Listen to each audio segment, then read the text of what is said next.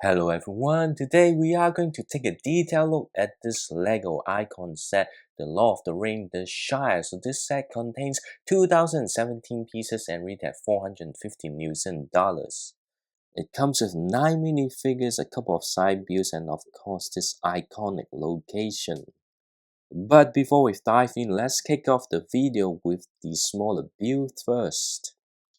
And here is Gandalf's horse and its cart, and you can see here there's some carrying some fireworks to celebrate Bilbo's birthday. The cart itself is simple but very effective build that it's the first time I built something with this design, so I felt pretty good about it. And they did include these extra pieces so that you can exchange instead of the skirt having Gandalf in the sitting position, which they first introduced from the Rivendell set, so you can have Gandalf sitting like this. But when he's on the cart, you can't really have his hair, but he has to wear his cap. And of course, they also got these extra pieces for you to simulate, Frodo sitting next to Gandalf simply by just placing Frodo on. I'm struggling to do that, but placing on top, and then you can have Frodo kind of sitting next to Gandalf. Next, we have this area with a cover. I wouldn't call it a tent because it's not fully covered. It's a pretty simple build, but you can see how it's structured to create this shape instead of some of the plastic foil material that very common nowadays. They kind of go back to basic with this fabric piece, which is done pretty well, and I really enjoy, or not enjoy, but like this particular side build because I think it's very useful even outside the Lord of the Rings settings. Given it's Bilbo's birthday, of course they can include this birthday cake here. Basically, on a round piece, they have a really cool. Well, no, I wouldn't say cool, but it's a pretty cool build. Not looking cool, but the building is pretty cool. With the table and some cups, and also a very simple birthday cake. Now the next one is a little bit odd because you're going to get one thing here, and then you've got this dragon shape. What do you think it is? It is the firework. So for me, like, I'm not familiar with the movies. I didn't actually fully watch The Lord of the Ring. I know it's a crime, but just bear with me. So this is actually the dragon fireworks. They did include a another pieces to simulate after setting off the fireworks, so you can simply replace the dragon fireworks before it kind of lit up with this to simulate the dragon firework lighting up. Which bring us to this bigger tree here. You can see all the decoration around, and on top you can see the dragon fireworks, which is done pretty well. It's a simple but very effective use of different transparent pieces to create the dragon firework. Now, granted, I did find the use of these pieces on top of the tree a little bit odd, but anyway, and the trunk is slightly a little bit too rectangular, I would say. But anyway, you might notice this here. There's actually an action feature here. But before we see the action feature, you can see this is another fabric to celebrate Bilbo's birthday with Happy Birthday Bilbo Baggins. And now here's the magic trick. So remember the parts that I showed you earlier with Bilbo here. If we turn around so you can actually make him disappear.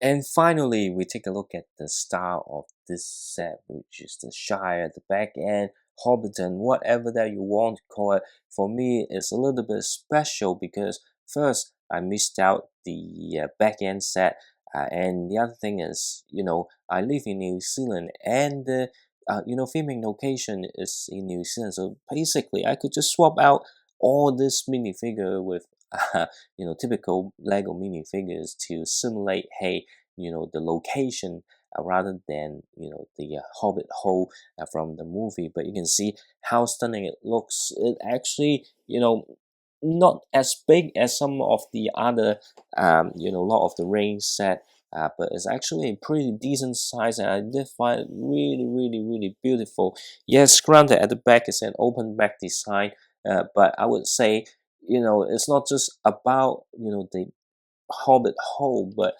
it's actually the full location. So if you see it from the front, there's so much details, and especially with a top-down view, you can see is beautifully done.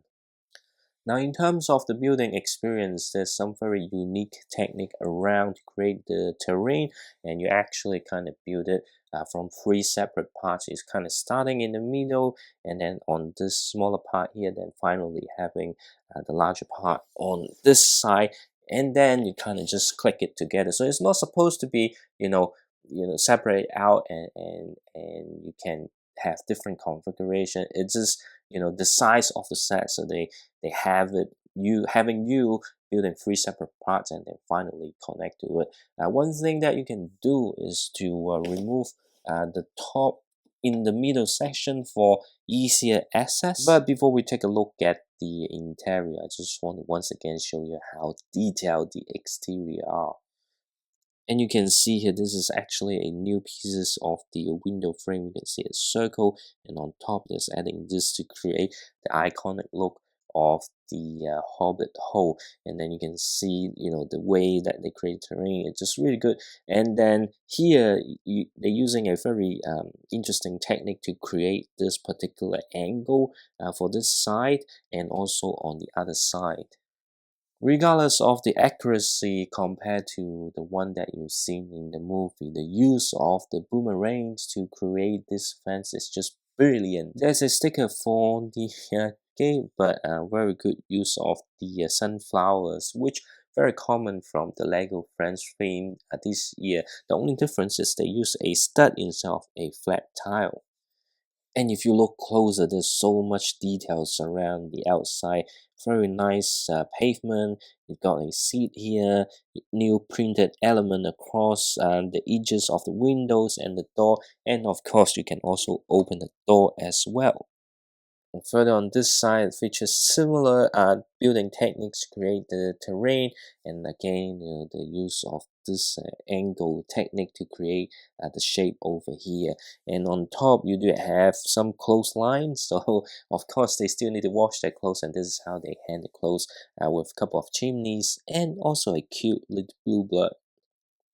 Now let's turn around and take a look at the interior. Lots of criticism saying, the interior is too small and lacking details. They have a point, but I wouldn't agree because the interior is also full of details. You can see here is Bilbo's study room with a very nicely done chair, couple of stickers for the books, and of course you can open the books to review another sticker inside, which is the iconic quote there, and back again. Another sticker for the picture on the wall and a fireplace. To be honest, there are actually not that many stickers in the set. I'm surprised how few they are. But you do want to be careful because, towards the deep end, you can't really reach with your fingers. There are a couple of gaps due to the way they create angle. So just make sure that you don't chop any small pieces. Otherwise, it's really hard to get out. Now, towards the main entrance here, you can see they have some details at the back of the door, and then on this side, you can see another furniture here. I think this is just for hanging the jacket or whatever that they have. And then we've got a barrel for the sword and also the umbrella. One thing to note is that there's a brand new printed pieces to have to create the carpet. And then on this side there's a treasure chest. Unfortunately, I wish this one is printed, but this is I think it's a chainmail that Bilbo's gave Frodo. But having a sticker, it will be perfect if this one is also printed. And this is something new, like using the pen pieces to recreate some of the already burnt candle. This is really smart. And on this side, you get a new different print for different types of carpet, but basically you've got the table. The chairs are not, securely set on the floor. They just use different technique to kind of keep it in place. So don't flip your set around, because otherwise the chair will fall over. It's kind of hard to see here, but this what they say is acorn, but using the hedgehog piece from Lego Friends to create this particular item. And finally, on this side, we've got two portraits here, which are stickers, and then you see the appearance of this cheese piece, which was introduced from the Lego Looney Tunes collectible mini figures, and I think this is the first time it appears in the set outside the CMF. And we've got this fireplace here. You can see the stickers with a burnt leather, but actually this is one of the only, or probably the only action features within the main build. So if I turn this level around, it will reveal the one ring. And now let's put the roof back to have the Shire back to its complete state. So there are lots of criticism on the top of the tree on the top. It's a little bit empty, which I do agree, but it's actually not that bad once you see the actual thing. I think it's sometimes it's overkill with some of the more bigger volume of tree. I think this is just fine. And here are the 9 minifigures included in this. I would say all of them are excellent. So let's take a closer look. We have Gandalf and Frodo first, and as I have shown with the Gandalf horse, they did include the additional piece, which is printed for you to have Gandalf sitting, and then of course the hair piece as well. Otherwise, it's your typical Gandalf minifigure. And then with Frodo, you got a very nice print on the torso, short legs, of course, and the secondary facial expression. Next, we have Bilbo and Sam. Of course, Bilbo is the older version, the 111 years old version, holding this one ring. A funny thing is, this set does include three extra, actually two extra rings, so 3 rings in total. Again, lovely print on the torso and the back. Surprisingly, the alternate facial expression for Bilbo is not the one influenced by the ring. And then we have Sam next to him. Again, is a very nice minifigure with detailed print on the torso and have a secondary face. And then we have the farmers couple. I forgot the name. I did check out the name right before I start filming this video, but it just gone. That's why it's so important that you learn the source material before you do any video. But anyway, two excellent minifigure here. We've got a new skirt piece which looks really nice because it's using the short legs. So it become a short skirt, become a long dress, and then holding the daikon radish. And I'm not sure if this hairpiece is exclusive or new, but it's definitely a uncommon hairpiece which looks absolutely brilliant, and she has a secondary facial expression as well. And the printing on torso again is excellent. And then for the farmer here, again, lovely print on the torso with a secondary face. Next, Rosie is another excellent minifigure. The printing of torso of minifigures in this set, every one of them are excellent. It's just done so well, and if you remove the hairpiece, you can see her secondary face and also the back printing as well. The skirt here is not new, but I think it's a new color fabric. Finally, we have Merry and Pippin. Hopefully, I didn't mix up the name. Again, I'm not familiar with the movie characters. I'm just, just check the names before I did this video. But anyway, lovely torso. Again, both the front and the back.